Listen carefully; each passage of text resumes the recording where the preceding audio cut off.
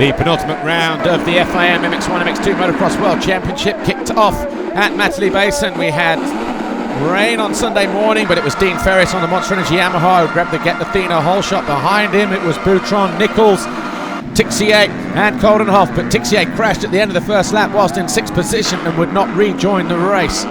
The rain continued to fall in the early part of the moto. Boutron was under pressure from Jake Nicholls, number 45 on the Wilvo Nastan Racing JM KTM, and eventually his moment came at the start of lap 3. And as he was urged on by the partisan crowd, he looked to go after Dean Ferris, the race leader.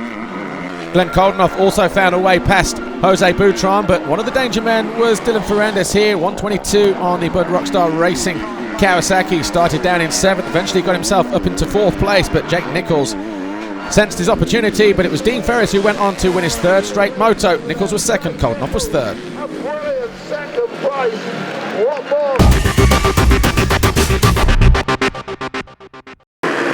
In MX1 Race 1, all eyes were on Commander Sal and Tony Cairoli, because Cairoli was on the verge of taking a 7th world title. Jeremy Van Horbeek got squeezed and went down at turn 1 as De Sal led the early laps from Cairoli. Strybos, the 777 of the Honda of Evgeny Bobashev. Kenda Dijker started in 9th, but soon worked his way up past Joel Roulants to get into 6th place.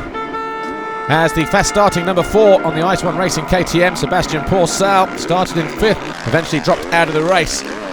The battle hotted up though between Commander Sal, 25 on the Rockstar Energy Suzuki, and 222 Antonio Cairoli on the Red Bull KTM. And on lap 10, Cairoli got close and tried to make a move around the outside. The initial attempt failed, but then he parked his KTM up the inside. The crowd loved it. Cairoli went on to win the race. Of course, he was crowned world champion as well. He came down past pit lane, he threw the bike down, KTM, all the journalists were waiting for the newly crowned world champion. It's 5 in a row in MX1, 7 in total for Cairoli. De Sal could only watch on. He came home in 2nd, Strybos was 3rd, but for De Sal, the championship done for another year. Tony Cairoli, you've just added a 7th world title to your list of achievements. How does that feel? Yeah, it feels amazing, you know.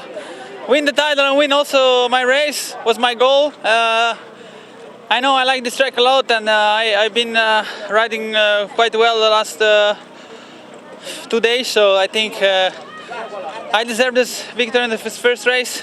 Now we're gonna celebrate, and we'll see if second race I'm not too drunk for race, or hopefully. You're looking good. Are you gonna come down to the start line in that? Yeah, I come like this now. Yeah, awesome. yeah. We'll look forward to it. Thank you.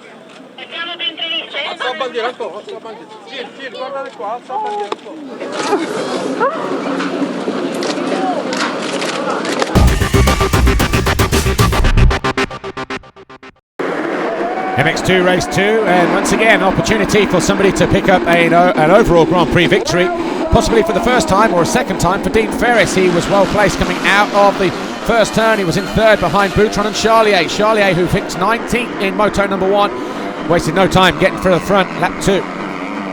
He was disappearing at the front. It was Boutron in 2nd, Ferris was 3rd and leading the Grand Prix overall. Then he made this mistake, picked himself up, lost all the radiator fluid out of that radiator. Dylan Ferrandis then was leading the Grand Prix at this stage. He challenged Fevre and went down and out of contention.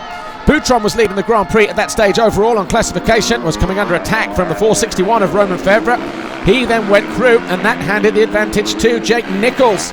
Nicholls was leading the overall classification then as he charged through the field into 6th position, trying to close down Coldenhoff and Tixier.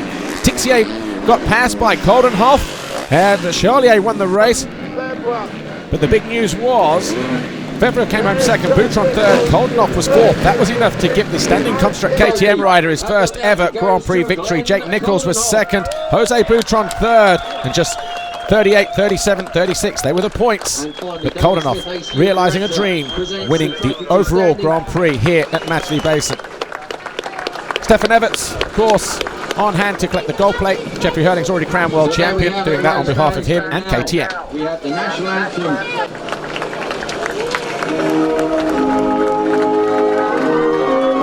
Glenn Coldenhoff, many congratulations on your first ever Grand Prix win. Did you honestly not realise? I actually expected not to be on the podium. No. I didn't even know which position I was, and the pit board was so difficult to watch, you know, with so rough track in front, and it's just amazing, you know. Still the Dutch flag on top with this one, and super proud. I couldn't do it without standing Construct KTM, all the support from behind, my girlfriend, brother, parents, everyone. Many congratulations.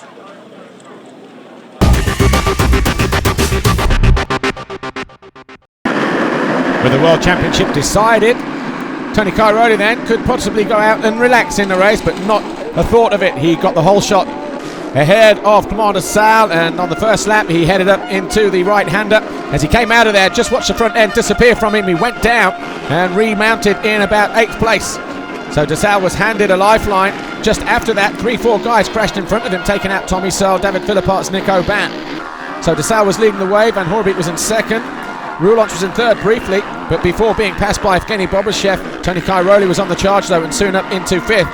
Kevin Strybos was also in a good ride. He started in 11th and he put in a charge as well and started to close in on Gauthier Paulin and Tony Cairoli.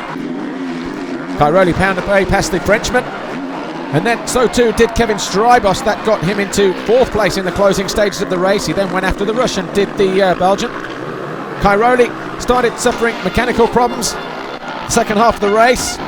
The bike kept cutting out on him and eventually he came out of the race, but De Sal won the race and the overall Grand Prix. That's 3 straight victories in a row for the Rockstar Energy Suzuki rider. Van Hoorbeek came home in second in the race. Strybos was third, but it was De Sal, Strybos, Bobashev on the podium here in Great Britain.